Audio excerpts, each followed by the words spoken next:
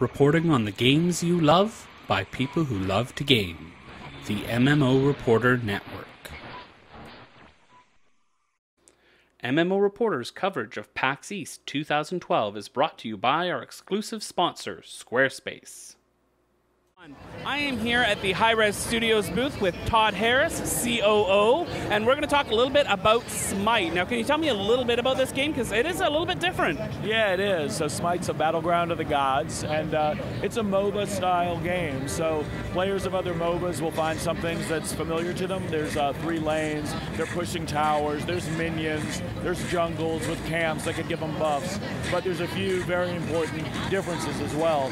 One of them is it's a third-person camera. So the camera is tight right behind your character. You can't zoom out and get a whole perspective on the map. So that changes a lot of the mechanics. Also, the movement in the game is not click to move or click to attack. You move with WASD and mouse, more like a PvP, MMO battleground sort of scenario. Finally, even though you have different abilities which you level up like a MOBA, including an ultimate, all of those abilities are skill shots. So you actually have to aim and hit your opponent with a ranged attack, or orient yourself with a cone so that you land a melee, or area of effect, you do a ground target. And again, as an enemy player, you can look for that and avoid that. So it combines really intense combat of an action game with many of the mechanics of a MOBA game. So you mentioned sort of the third-person viewpoint, having a sort of MMO battleground feel. Was that a conscious decision or a happy accident once you decided to go third person? Well, we definitely wanted to put a twist on the MOBA genre because there's many games that do the RTS style well already, and we didn't just want to reskin the same mechanics. So we know third-person combat from a previous game, including Global Agenda, which was a third-person kind of shooter, and so we felt really good that we could make that work. So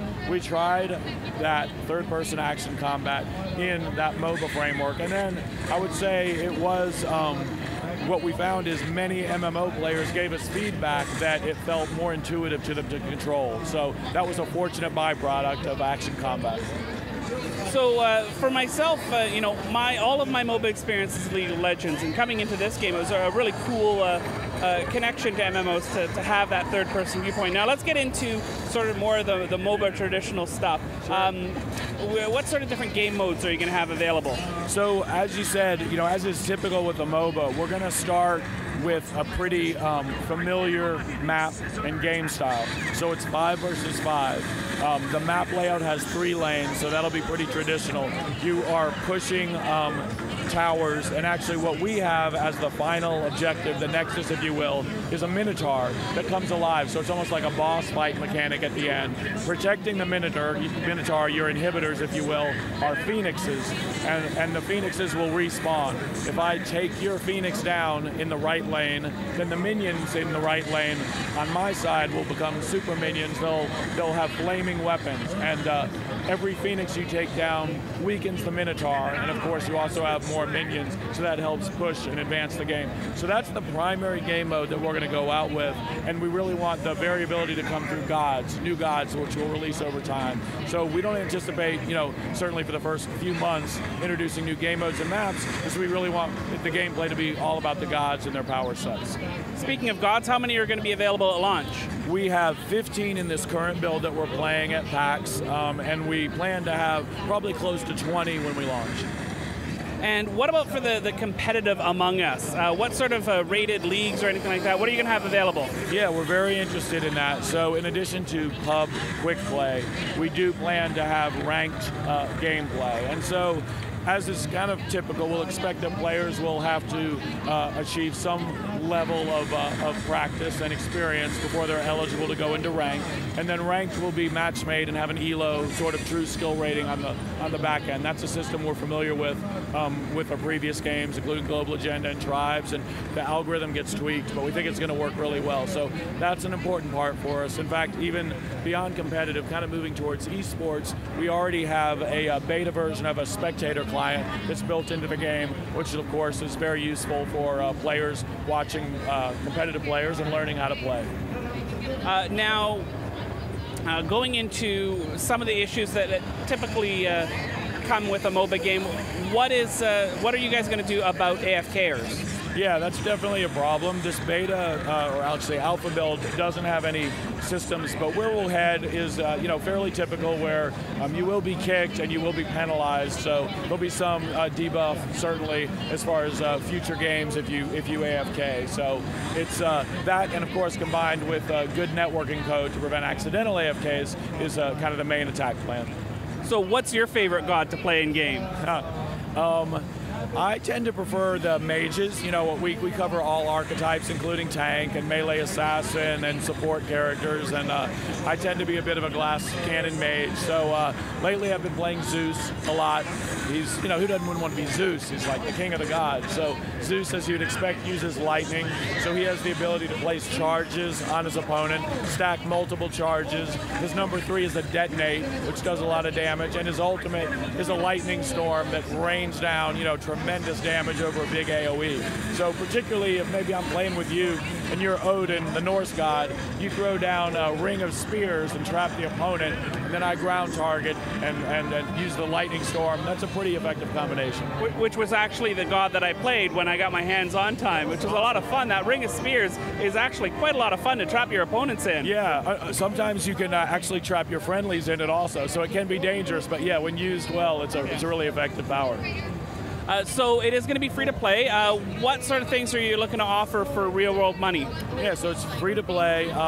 We're going to be similar to the models that are already established and people are used to. So cosmetic skins will be a real money only purchase, and then new gods will be earnable by just using your experience that you get from playing the game. But if you want them more quickly, then you can use real money in order to get that. So those are the two primary things: skins, new gods. The third element would be boosts that allow you to accumulate experience faster.